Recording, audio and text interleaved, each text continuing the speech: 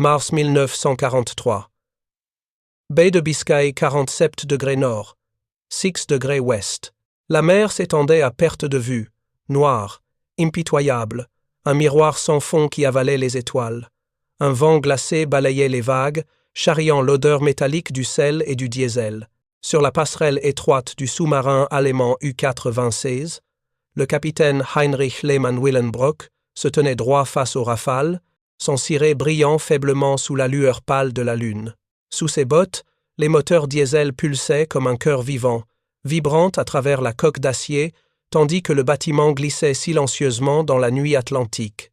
Le U-boot semblait respirer gémissant, grondant, murmurant, et pour les hommes qui y vivaient, il était à la fois un foyer et un tombeau. Autour du capitaine, l'équipage travaillait dans un silence presque religieux. Ils étaient des ombres en mouvement, des fantômes dans le froid. Les officiers de quart scrutaient l'horizon avec leurs jumelles Zeiss, les yeux brûlants de fatigue, cherchant la moindre silhouette d'un avion ennemi. D'autres tendaient l'oreille, tentant de distinguer le grondement naturel de la mer du bourdonnement lointain d'un moteur qui pourrait annoncer la mort. Avant de reprendre, dites-nous d'où vous nous regardez, et si cette histoire vous touche, assurez-vous d'être abonné parce que demain, j'ai préparé quelque chose de vraiment spécial pour vous. L'un d'eux affirmait qu'il pouvait sentir dans l'air l'odeur du carburant avant même d'entendre les avions. Superstition ou instinct, peu importait les deux, pouvaient sauver une vie. Au-dessus d'eux, les étoiles tremblaient derrière un léger voile de brume. La lune, à demi dissimulée, jetait sur l'eau une lueur tremblante. Chaque scintillement pouvait être un ami ou un ennemi. Chaque ombre pouvait être le commencement de la fin. Dans le ventre du sous-marin, en bas des échelles ruisselantes de condensation, le détecteur radar Metox reposait dans son support silencieux, émettant un léger bourdonnement, ses cadrans immobiles. Ce silence signifiait la sécurité. Du moins, c'est ce qu'il pensait. Depuis des mois, le Metox était leur ange gardien. Lorsque les bombardiers britanniques sillonnaient l'océan, leurs ondes radar balayaient les vagues comme des projecteurs invisibles. Le Metox percevait ces longues ondes à plusieurs kilomètres et hurlait dans les écouteurs des opérateurs son cri strident, une chanson fantomatique qui signifiait « plongez maintenant ou mourrez plus tard ». Les Allemands lui faisaient confiance aveuglément. Ils croyaient en leur science, en la supériorité de leur ingénierie, en le mythe de leur invincibilité sous-marine. Mais le monde changeait silencieusement, imperceptiblement.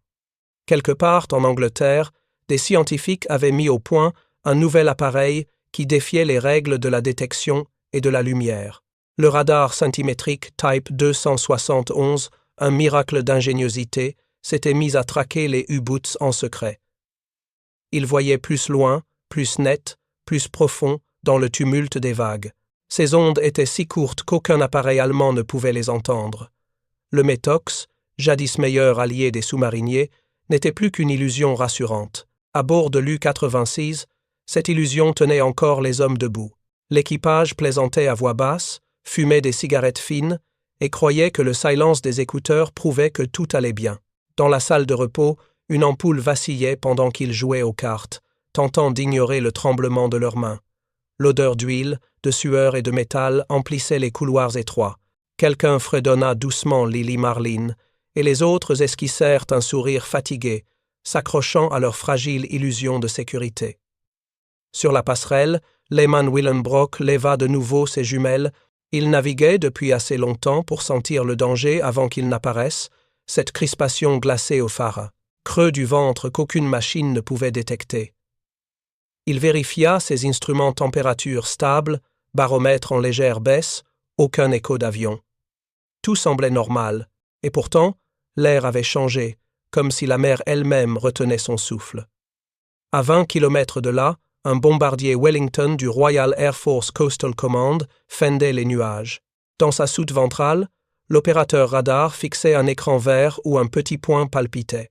Contact, 20 km, cap 095, annonça-t-il. Le pilote acquiesça et ajusta sa trajectoire. En bas, invisible à l'œil nu, l'U-86 avançait exactement comme prévu en surface, rechargeant ses batteries, aveugle au regard du chasseur.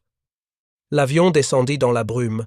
Le nouveau radar s'accrocha à sa cible, ses ondes centimétriques ricochant sur la coque du sous-marin avec une précision mathématique. Pour la première fois, une arme pouvait voir dans la nuit sans lumière et sans son. Cible confirmée. Maintenir l'altitude. Prêt à larguer charge. Sur la passerelle du U-boot, les guetteurs ne voyaient toujours que la brume et quelques reflets lunaires. Puis un son, faible, lointain, un bourdonnement vague, indistinct. Était-ce la mer, ou bien la mort en approche? Un marin plissa les yeux.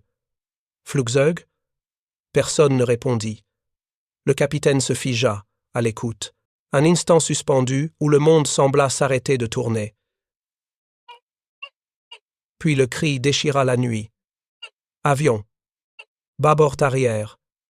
La sirène d'alarme hurla à travers la coque d'acier. Les hommes abandonnèrent leur poste, se ruant vers les écoutilles. Alarme! Toshen! Hurla le capitaine. Les klaxons mugirent, les trappes se refermèrent. Le U-boot s'enfonça en piqué, les moteurs diesel rugissant une dernière fois avant que les électriques ne prennent le relais. Au-dessus, le Wellington libéra 4 charges de profondeur. Elles chutèrent, lentement à travers le clair de lune, tournoyant avant d'exploser sous la surface. La première détonation survint avant même que la tourelle du sous-marin n'ait disparu. L'océan éclata. Des colonnes d'eau s'élevèrent dans les airs. Le sous-marin roula brutalement, projetant les hommes contre les cloisons. Les lampes explosèrent, les cadrans se brisèrent. L'air se chargea de fumée et de cris. « Soufflez les ballastes, redressez-la » hurla le capitaine. « Compresseur hors service, on prend l'eau à l'arrière » répondit une voix, noyée par le vacarme. Une seconde explosion frappa. L'acier gémit comme un animal blessé. L'eau envahit les compartiments arrière, étouffant les lumières, et la dernière étincelle d'espoir. La coque se tordit, les plaques se fendirent sous la pression. Un marin, agrippé à une vanne, pensa à sa maison, à la neige de Brême, à l'odeur du pain chaud dans la cuisine de sa mère. Le temps sembla s'arrêter. 12 secondes. C'était tout ce qu'ils avaient 12 secondes entre le regard invisible du radar et le verdict de la mer. Au-dessus, le Wellington vira calmement. Sur son écran, le signal disparut. L'opérateur traça une petite croix dans son carnet, contact détruite. Le pilote jeta un œil par la trappe ouverte. Rien, sinon l'écume qui s'élargissait sur l'eau. L'Atlantique avait déjà englouti son secret. En dessous, l'U-96 s'enfonçait lentement dans l'obscurité. Le grondement du métal céda la place au silence éternel des profondeurs. L'océan se referma sur l'un droit, effaçant jusqu'au souvenir de ces hommes qui avaient cru en leur machine, en leur science, en leur silence. Quelques instants plus tard, la nuit retrouva sa paix, les étoiles revinrent, le vent s'apaisa. Mais, quelque part au-delà de l'horizon, un autre sous-marin avançait en surface, son métox mouet, son équipage persuadé d'être en sécurité, sans savoir que le même œil invisible l'observait déjà, prêt à déclencher le même compte à rebours impitoyable. 12 secondes, toujours 12 secondes. La tragédie qui s'était jouée cette nuit-là avait commencé des années plus tôt, dans des laboratoires secrets disséminés à travers l'Angleterre. En l'an 1940, 2 physiciens britanniques, John Randall et Harry Boot, avaient donné naissance à un artefact qui semblait défier les lois mêmes de l'ingénierie, le magnétron à cavité. Petit, circulaire, presque fragile au toucher, il tenait aisément dans la paume d'une main. Pourtant, ce petit cylindre de cuivre et de précision allait transformer la guerre.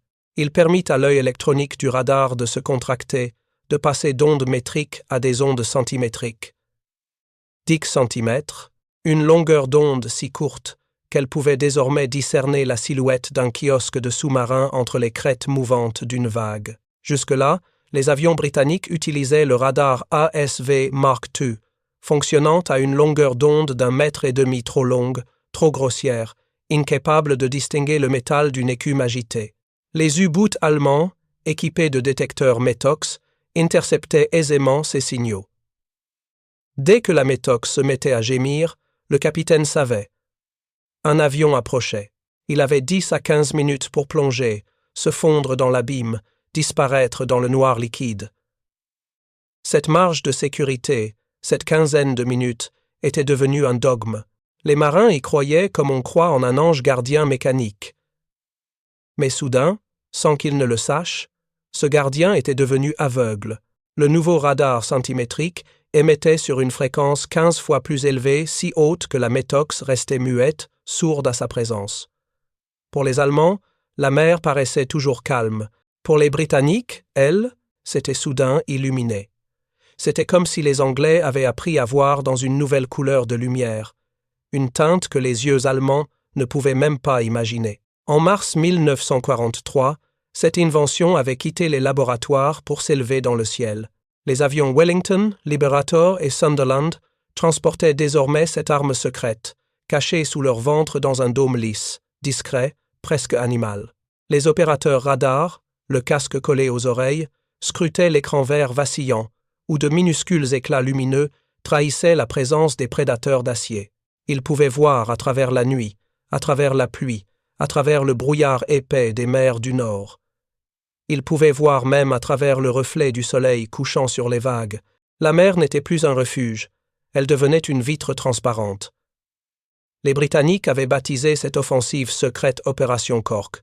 Leur objectif, sceller le golfe de Gascogne, verrouiller le passage entre les ports allemands de France et les eaux de l'Atlantique Nord. Toute la stratégie du Reich reposait sur ce corridor maritime, la ligne vitale reliant Lorient, Saint-Nazaire, Brest, La Rochelle, à l'immensité où chassaient les meutes de U-boot. Mais à présent, ce couloir devenait un piège invisible. Chaque sous-marin quittant la côte française entrait dans une toile radar tendue par les avions alliés. La nuit, ils montaient à la surface pour recharger les batteries, croyant encore en la protection de leur métox. Mais dans les cieux, des silhouettes patientaient. Les bombardiers de la Coastal Command tournaient silencieusement, guettant la plus faible étincelle métallique. Les opérateurs britanniques travaillaient dans une lumière rouge tamisée, leurs écrans, cerclés de laiton, palpitaient doucement. À chaque tour de balayage, un signal revenait, faible mais constant. Une trace, un souffle, un sous-marin. Cible à 20 km, direction nord-est, murmurait l'opérateur. Le pilote acquiesçait sans un mot. L'appareil descendait lentement, ses moteurs ronronnant à bas régime. L'équipage se préparait, projecteurs allumés, grenades prêtes, mitrailleuses verrouillées. En bas, sous la surface, l'équipage du U-boot naviguait dans une paix trompeuse. Les aiguilles des compteurs vibraient, les tuyauteries chantaient doucement sous la pression. La radio restait muette, la métox immobile. Personne n'imaginait que, dans le ciel noir, des yeux invisibles les fixaient déjà. C'est ainsi que naquit la nouvelle ère du radar centimétrique, une arme qui ne faisait pas de bruit, pas de feu, mais qui offrait la vision absolue. Les marins allemands l'appelèrent plus tard Der unsichtbare Tode, la mort invisible. Dans les bureaux du ministère britannique de l'air, les ingénieurs célébraient en silence. Leurs équations, leurs circuits, leurs nuits d'insomnie avaient enfin trouvé un sens.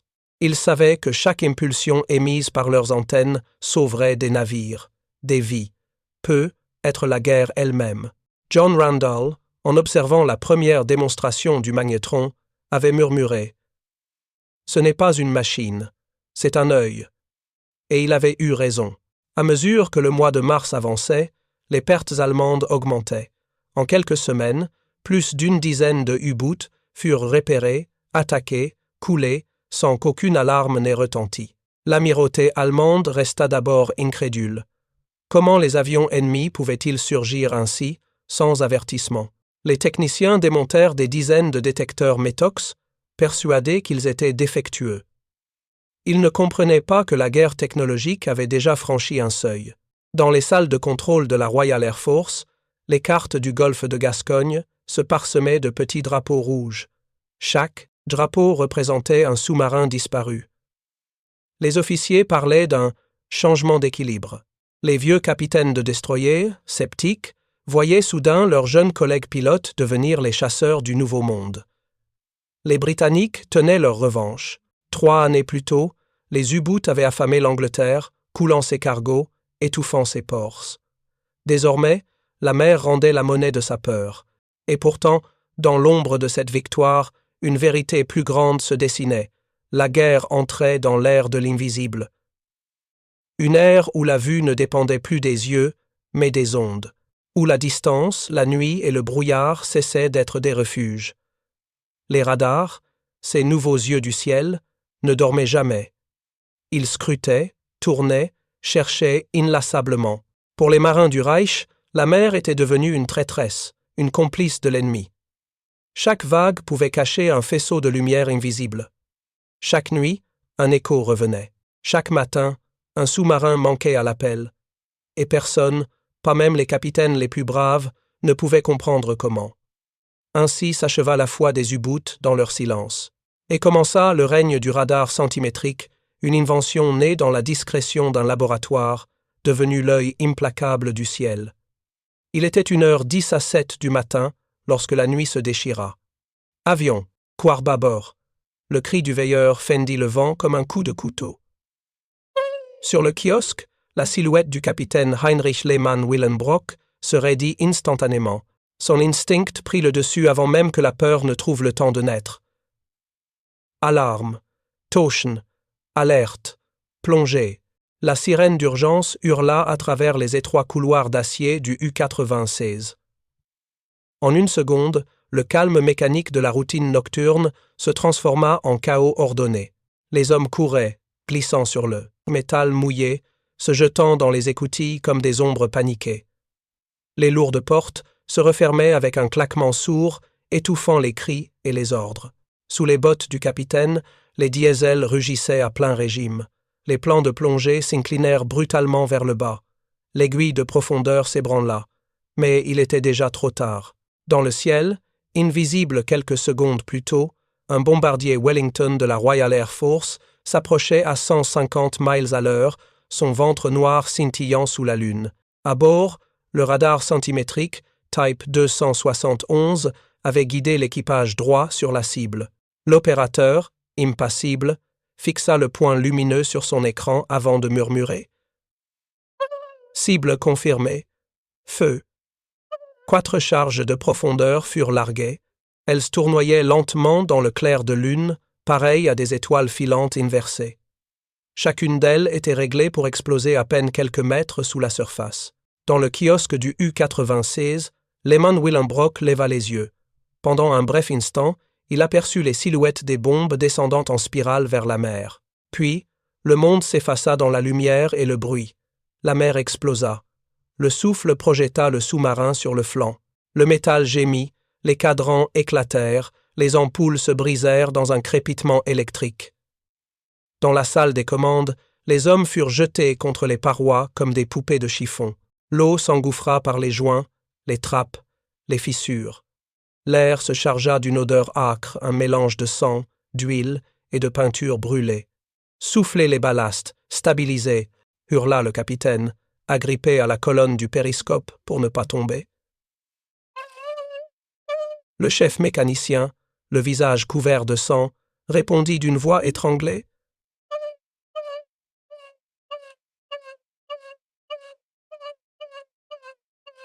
Compresseur hors service. Nous prenons l'eau à l'arrière. Un second choc secoua le bâtiment, plus violent encore. Les plaques de la coque craquèrent comme des coups de fusil. Une pluie d'étincelles jaillit des circuits électriques, tandis que les lampes de secours s'allumaient dans une lueur rougeâtre. L'eau montait, froide, impitoyable, avalant les pieds, puis les genoux, puis la taille des hommes. En 12 secondes, tout venait de basculer. Le silence du fond marin, jadis un refuge, se mouait en tombe liquide. Les hommes tentaient de fermer les cloisons étanches, leurs mains glissant sur le métal détrempé. Certains priaient à voix basse, d'autres hurlaient des ordres que personne n'entendait plus. L'acier, vivant et souffrant, gémissait de toutes ses jointures. Le sous-marin n'était plus un navire. Il était une créature blessée, aspirée vers l'abîme.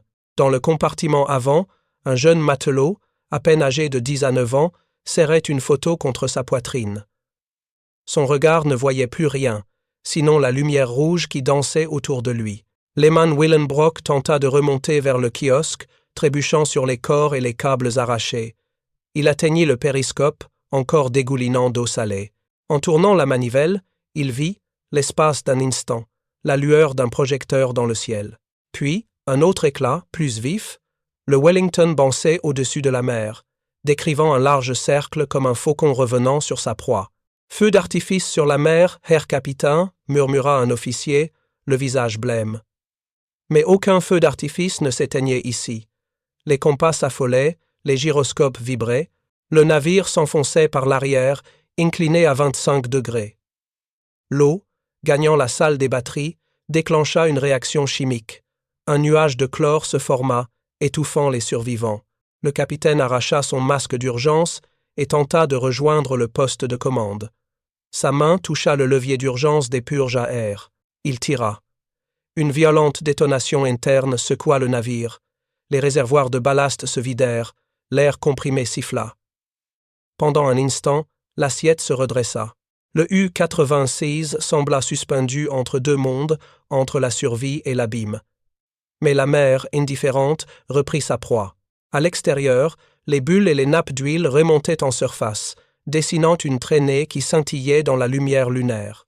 Le Wellington plana au-dessus, son équipage observant la scène à travers les hublots embués. L'opérateur radar, calme, nota sur la carte. Contact détruit, position 47 degrés nord, 6 degrés ouest. Puis, il traça une croix rouge sur le papier. Dans le cockpit, le pilote soupira. Il n'y eut ni cri de joie, ni mot de triomphe. Juste le silence du devoir accompli.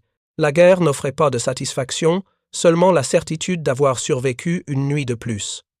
En bas, dans le noir, les lumières du U-96 s'éteignirent une à une. Le bruit des machines se tut, remplacé par le bruissement lourd de l'eau. Les derniers hommes encore conscients sentaient la pression écraser leurs poumons, leurs tympans, leurs os. Certains fermaient les yeux, d'autres fixaient la tôle comme s'ils pouvaient y lire le ciel. Le capitaine pensa à sa famille à Brême, à la maison qu'il ne reverrait pas. Une étrange paix envahit son esprit. Il posa une main sur la paroi froide du périscope, comme pour dire adieu à son navire. Puis, le monde s'effondra. Un grondement profond, venu des entrailles de la mer, résonna dans le lointain. La coque céda enfin, aspirant tout vers le fond. L'océan referma son rideau, ne laissant à la surface qu'un cercle d'huile et quelques planches flottantes. À 1000 mètres au-dessous, le U-96 se posa dans le silence éternel, entouré de sable et d'obscurité. 12 secondes. C'était tout ce qu'il avait fallu. 12 secondes pour que la mer, jadis complice, devienne bourreau. Au-dessus, le Wellington prit le chemin du retour. Le pilote regarda une dernière fois la mer Noire sous lui. Rien ne bougeait plus. Seul le radar, fidèle et froid, poursuivait sa rotation, cherchant déjà la prochaine lueur, la prochaine ombre, la prochaine proie. Le ciel, lui aussi, semblait s'être tu, et dans ce silence suspendu, la guerre continuait. Dans les jours qui suivirent, la mer réclama d'autres victimes. Un après l'autre, les sous-marins du Reich disparurent sans laisser de traces. Le U-275, le U-432, le U-665 tous engloutis dans le silence, sans appel de détresse, sans témoin. Leur dernier message radio s'interrompait au milieu d'une phrase, comme une respiration coupée. Visibilité bonne, métox silencieux, navigation en surface, puis plus rien, un bourdonnement, un souffle, un vide. Le signal se dissolvait dans la mer, avalé par l'invisible. À l'Orient, dans les bureaux du B2U, l'amiral Karl Dönitz contemplait les rapports qui s'empilaient sur son bureau. Chaque feuille portait un nom de bateau, une date, une position approximative, et la même annotation à la fin, portée disparue. Son regard, glacé et fatigué, glissait d'un document à l'autre. Il refusait d'y croire. Ce ne pouvait être le radar. C'était impossible. Les ingénieurs de la Kriegsmarine eux-mêmes l'avaient juré. Un radar centimétrique ne pouvait exister. Les lois de la physique rendaient la chose impraticable. Produire une onde de 10 cm avec une puissance suffisante pour détecter un sous-marin, une absurdité, disait-il, une fable britannique. Mais la mer ne mentait pas. Dönitz préféra accuser les hommes plutôt que les machines.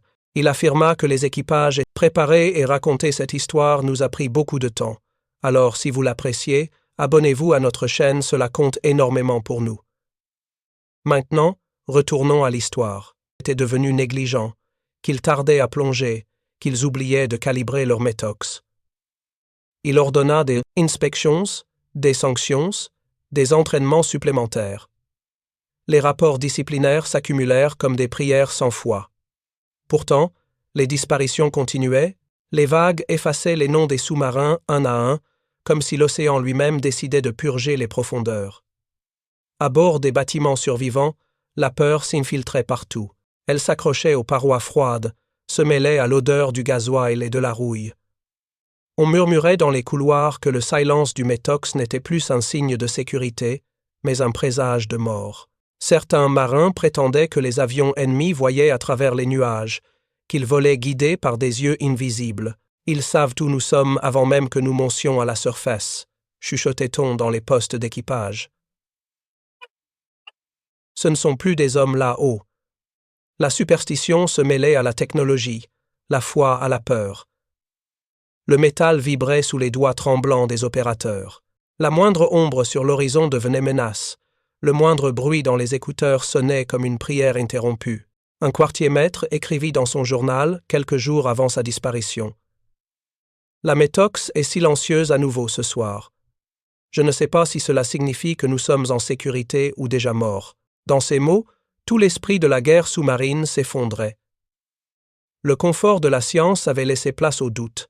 L'ennemi n'était plus seulement au-dessus d'eux, il était partout, même dans le silence. En avril, la baie de Biscaye devint un cimetière. Les pêcheurs bretons, au lever du jour, voyaient des nappes d'huile et des débris dériver vers la côte. Parfois, un corps remontait à la surface, gonflé par le sel, sans visage, sans nom. Il disait que la mer rendait ce qu'elle ne voulait pas garder. Pour les Britanniques, la victoire n'était plus une bataille à remporter, mais une méthode à perfectionner. Le ciel appartenait désormais à leurs avions, ces machines bardées de câbles, d'antennes et de secrets. Les radars centimétriques émettaient leurs impulsions invisibles, dessinant sur leurs écrans les contours exacts de la mort. Les opérateurs anglais travaillaient dans un calme surnaturel. Leur voix, à peine audible, guidait les pilotes vers leur cible. Contact, 20 km, cap nord-ouest, préparez les charges. Chaque mission se déroulait comme un rituel. Aucune exaltation, aucune haine, seulement la précision du geste. En face, les U-boots erraient dans la nuit comme des aveugles cherchant un chemin disparu. Leurs capitaines ne faisaient plus confiance à leurs instruments. Certains préféraient naviguer en immersion constante, économisant leur batterie jusqu'à la panne. D'autres tentaient encore la surface, comptant sur la chance, sur le brouillard, sur la providence. Mais le ciel voyait tout.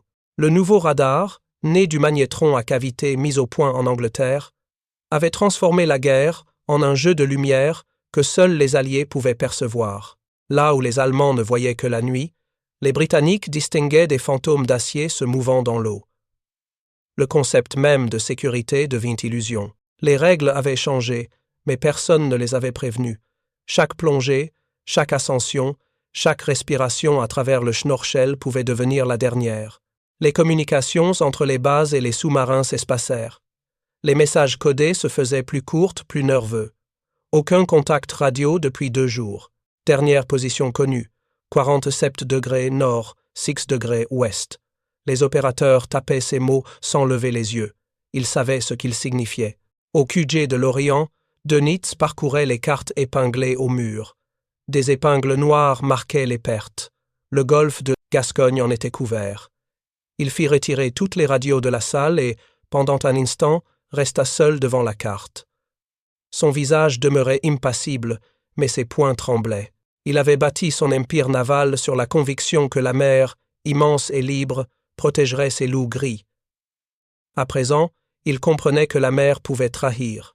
Chaque soir, à mesure que le crépuscule tombait sur les côtes françaises, les bombardiers alliés s'élançaient depuis leur base. Les opérateurs ajustaient leurs antennes, les écrans verdâtres se mettaient à scintiller et les chasses commençaient. Pour les équipages allemands, le monde s'était rétréci à un chronomètre invisible. 12 secondes. 12 secondes entre la détection et l'impact. 12 secondes entre la vie et le néant. Ils vivaient suspendus à ce compte à rebours permanent. chaque instant mesuré à la pulsation d'un radar que leurs oreilles ne pouvaient pas entendre. Certains priaient, d'autres fumaient en silence, mais tous savaient au fond que la mer n'était plus qu'un miroir trompeur. À la surface, le ciel restait calme. Les étoiles brillaient, indifférentes. Le vent glissait sur les vagues comme s'il ne portait aucun secret. Et pourtant, dans cette apparente silence, une guerre d'ondes et de fréquences déchirait le monde. Les Allemands, maîtres du métal, venaient d'être vaincus par l'invisible. L'illusion de la sécurité venait de mourir, et avec elle, la moitié des loups gris de l'Atlantique. L'arme sous-marine allemande, jadis symbole de la puissance du Reich, commença à s'effondrer lentement, engloutie par sa propre légende. Ce qui avait été une meute triomphante devint une procession de fantômes, traqués par un ennemi invisible. En l'an 1942, les meutes de loups de l'amiral Karl Dönitz régnaient sur l'Atlantique. Elles semaient la terreur dans les convois alliés, glissant dans l'ombre avec la précision d'un prédateur ancien. Chaque nuit, les torpilles fendues de lumière quittaient les tubes d'acier pour aller frapper des silhouettes de cargos, des pétroliers, des destroyers. Les explosions illuminaient les vagues et le tonnerre des naufrages couvrait les cris. Des millions de tonnes de navires marchands reposaient désormais sous les flots, vestiges d'une guerre menée dans le silence. Les convois alliés redoutaient la nuit plus que tout. Le crépuscule marquait le début de la chasse. Là où le soleil disparaissait, les U-boots émergeaient, sombres et silencieux, comme des ombres surgies d'un autre monde. Les marins appelaient cela la nuit des loups. Les vigies scrutaient les vagues dans une tension insoutenable, car ils savaient qu'à tout instant, un périscope pouvait les observer. Les torpilles frappaient sans avertissement, et les cargos s'embrasaient comme des torches sur l'eau noire. C'était le règne des ténèbres, le triomphe du secret, mais à la mi-année 1943, tout changea. Les chasseurs devinrent les proies. Une nouvelle lumière était née invisible d'abord, puis implacable. Le radar scintimétrique, fruit du génie britannique et des secrets du magnétron, pénétrait les ténèbres avec une précision jamais vue. Les sous-marins allemands, autrefois maîtres de l'ombre, furent dénudés par la science. L'invention du Leylight, un projecteur d'une puissance terrifiante monté sous les avions alliés, transforma les mers en un théâtre de chasse nocturne. Lorsqu'un U-boot, exténué, remontait pour recharger ses batteries, il ne rencontrait plus la tranquillité de la nuit. Une lumière blanche, brûlante comme le jour, jaillissait soudain du ciel. En un instant, le navire était figé dans un faisceau éclatant, exposé comme un insecte prisonnier d'un bocal. Les hommes sur le pont n'avaient ni le temps de comprendre, ni celui d'espérer. Ils avaient plus de repli, plus de défense, seulement 12 secondes, 12 battements de cœur entre la lumière et la mort. Les statistiques dépassaient l'imagination. Entre le mois de mai 1943 et le mois de mai 1944, la Kriegsmarine perdit 245 sous-marins, plus de la moitié de sa flotte opérationnelle. Chacun représentait une quarantaine d'hommes, des fils, des maris, des pères. Des équipages entiers furent avalés par la mer sans laisser de traces, leurs derniers mots noyés dans le grésillement de radios brisées. Les rapports envoyés à Berlin se réduisaient à quelques lignes. Sous-marins portés disparus, dernier message incomplet, aucune réponse. Dans les bases atlantiques, la réalité devint insoutenable. À Lorient, Saint-Nazaire, Brest, les quais autrefois remplis de fanfares et de bannières se transformèrent en cimetières silencieux. Les femmes attendaient en vain, les visages tournés vers la mer, espérant voir revenir les silhouettes grises qui ne reviendraient jamais. Les croix blanches s'alignaient sur les collines bretonnes, et le vent emportait le murmure des noms. Pour les survivants, la peur devint une compagne constante. Les capitaines savaient qu'à chaque fois qu'ils ordonnaient de faire surface, ils risquaient d'offrir leur position à un radar caché dans les nuages. Les détecteurs METOX, jadis fiers gardiens des signaux ennemis, étaient désormais inutiles contre les ondes centimétriques. Ils restaient muets, aveugles face à cette nouvelle lumière qui voyait tout. Les hommes écoutaient ce silence comme on écouterait une condamnation. La mer, autrefois refuge, devint traîtresse. Chaque reflet sur une vague, chaque éclat de lune pouvait renvoyer l'écho mortel d'un radar ennemi. L'océan, qui avait protégé les loups gris, commença à les livrer, un par un. Les marins parlaient de malédiction, d'un dieu qui aurait changé de camp. Dans les profondeurs, ils priaient en silence, se raccrochant à la superstition plus qu'à la science. Dönitz, isolé dans son quartier général, observait la chute avec un mélange de colère et de déni. Il avait bâti toute sa stratégie sur la meute, sur la coordination des attaques, sur la supériorité du secret. Désormais, ce secret n'existait plus. Le progrès technique des Alliés, alimenté par les laboratoires britanniques et américains, avait brisé le voile de la nuit. Ce que la tactique ne pouvait plus sauver, la foi non plus ne le pouvait pas. Les équipages des U-boots continuèrent à partir, malgré tout. Les jeunes recrues de 10 à 9 ou 20 ans montaient à bord en saluant, leur visage éclairé d'un courage mal compris. Beaucoup ne reviendraient pas.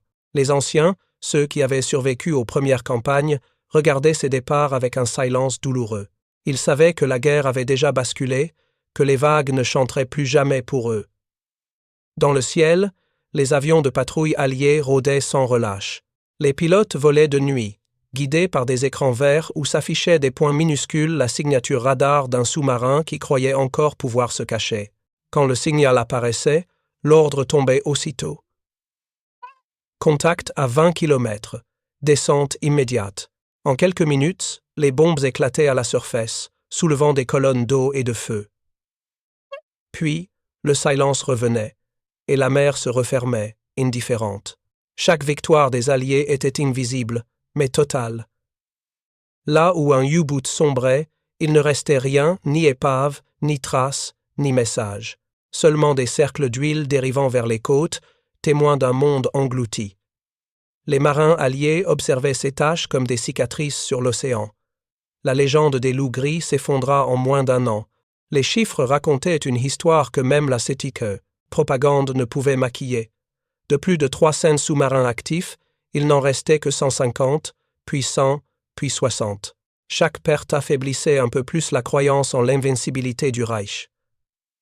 Les ordres de Dönitz, toujours plus désespérés, exigeaient des attaques suicidaires, des plongées impossibles, mais face à la science, la bravoure ne suffisait plus. Les ondes centimétriques, invisibles et implacables, avaient redéfini la guerre. Ce n'était plus une lutte d'homme contre homme, mais de machines contre fantômes. À la fin du printemps 1944, la mer du Nord et l'Atlantique n'étaient plus des champs de bataille, c'étaient des cimetières. Les carcasses des U-boots reposaient au fond, alignées comme des monuments d'acier à la folie des hommes. Les survivants, rares, parlaient à voix basse de ceux qui n'étaient jamais revenus. Ainsi s'achevalèrent des loups. Non pas dans une explosion de gloire, mais dans un silence étouffé, sous la lumière blanche d'un projecteur. La mer, jadis complice, referma ses bras sur eux, et dans ce linceul d'écume et de lumière, l'ombre du Reich se dissout à jamais. Mai 1945. Trondheim, Norvège. La guerre était terminée, le vent froid du nord soufflait sur le port comme un dernier soupir, glissant sur les coques rouillées des sous-marins allemands qui reposaient, immobiles, à quai. Leurs flancs d'acier portaient encore les cicatrices de la mer et du feu, témoins d'une ère désormais révolue. L'eau grise, tachetée de mazout et de sel, reflétait un ciel sans gloire. Le silence pesait lourdement, un silence d'après la tempête, un silence qui n'avait plus rien de victorieux. Sur le pont du dernier U-boot encore debout, le capitaine Heinrich Lehmann-Willenbrock se tenait seul, droit, malgré la fatigue, les mains appuyées sur la rambarde froide. Autour de lui, les quelques survivants de son équipage erraient sans but, les visages creusés, les regards perdus. Ils n'étaient plus les loups de l'Atlantique. Ils étaient les fantômes d'un empire disparu. Lehmann-Willenbrock fixait la mer comme on fixe un vieil ennemi. Pendant plus de 10 ans, il l'avait crue sienne. Il y avait vécu, combattu, tué, survécu, il avait cru en sa fidélité, en sa protection. Mais à présent, il savait. La mer n'avait jamais appartenu à personne. Elle n'avait jamais protégé les hommes, elle les avait simplement tolérés, un temps, avant de les reprendre. Sous ses bottes, l'acier de son navire grinçait doucement, rongé par le sel et par l'abandon. L'U-boot portait encore le numéro U-96, gravé en lettres pâles, presque effacées. Ce nom avait jadis fait trembler les convois alliés, comme un symbole de la terreur silencieuse. Aujourd'hui, il ne signifiait plus rien. Le monstre d'acier était devenu une épave avant même d'avoir sombré. Le capitaine ferma les yeux. Il se souvint de tout. Des nuits passées dans le ventre de la mer, du grondement des moteurs diesel, du goût de la sueur et du métal dans l'air confiné. Il revit les visages de ces hommes jeunes, rieurs, croyants, à la promesse d'un Reich millénaire avant que les flammes et les bombes ne les effacent. Tous avaient cru que la mer les rendrait invincibles. Ils avaient cru à l'ombre. Mais l'ombre avait été vaincue. Lehman savait maintenant ce que ses ingénieurs n'avaient jamais voulu admettre. La guerre avait basculé le jour où les Britanniques avaient appris à voir dans l'obscurité. Le jour où la lumière, compressée en une onde de 10 centimètres, avait percé le voile de la nuit. Dans les laboratoires secrets d'Angleterre, loin du fracas des batailles, des hommes en blouse blanche avaient bâti l'arme la plus redoutable de la guerre moderne, non pas une bombe, ni un canon, mais un œil. Un œil invisible, capable de distinguer la silhouette d'un sous-marin parmi des milliards de vagues. Le magnétron, petit cylindre de cuivre né entre les mains de deux physiciens nommés John Randall et Harry Booth, avait changé le monde. L'histoire retiendrait que la guerre sur mer avait été gagnée non par la force, mais par la longueur d'une onde. 10 centimètres. 10 centimètres qui avaient suffi à réduire à néant une armée entière. Dans les archives de la Royal Air Force, une ligne unique figure encore sur un rapport de mission daté du mois de mars 1943. Contact radar établi à 20 km. Cible détruite. Aucun survivant. Une phrase froide, presque anodine, mais qui marquait la fin d'un empire, l'empire de l'invisibilité. Les U-Boots avaient dominé les océans en se dissimulant dans les ténèbres. Leur puissance reposait sur le silence, sur le doute, sur la peur qu'ils inspiraient. Ils étaient les maîtres de l'invisible. Mais quand la lumière invisible des radars centimétriques pénétra les vagues, leur règne s'effondra. Les hommes qui naviguaient à bord de ces machines n'avaient jamais eu la moindre chance. Lehman se souvenait encore de ces 12 secondes fatidiques. 12 secondes entre le moment où le radar les avait repérés et celui où la mer s'était ouverte sous eux. 12 secondes pour comprendre que tout ce en quoi ils avaient cru la technologie, la tactique, la discipline, n'était plus rien face à la science de leurs ennemis. 12 secondes pour mourir. Autour du port, des enfants norvégiens observaient les sous-marins à distance. Pour eux, ces navires n'étaient plus des armes, mais des reliques d'un autre temps. Certains grimpaient sur les coques, jetant des pierres dans les écoutilles ouvertes. D'autres riaient. L'ère de la peur était fini. L'océan, redevenu libre, se refermait lentement sur le souvenir des monstres d'acier. À l'intérieur du poste de commandement, un technicien britannique examina un radar démonté, récupéré sur l'un des navires. Il compara les circuits grossiers du détecteur Metox avec les schémas de son propre appareil. La différence était écrasante. Là où l'un voyait à peine à travers les nuages, l'autre distinguait le battement d'une vague à des kilomètres de distance. Le progrès avait tranché comme une lame invisible. Le capitaine Lehman descendit une dernière fois dans la coque de son sous-marin. Les couloirs étroits sentaient encore le gazole et la rouille. Les lampes vacillaient faiblement. Sur une cloison, quelqu'un avait tracé au crayon. 12 Sekunden. 12 secondes. Peut être un hommage, peut être un avertissement. Il posa sa main dessus, lentement, puis il murmura, pour lui seul, « Nous avons perdu la guerre avant même de le savoir. » Dehors, la neige commençait à tomber.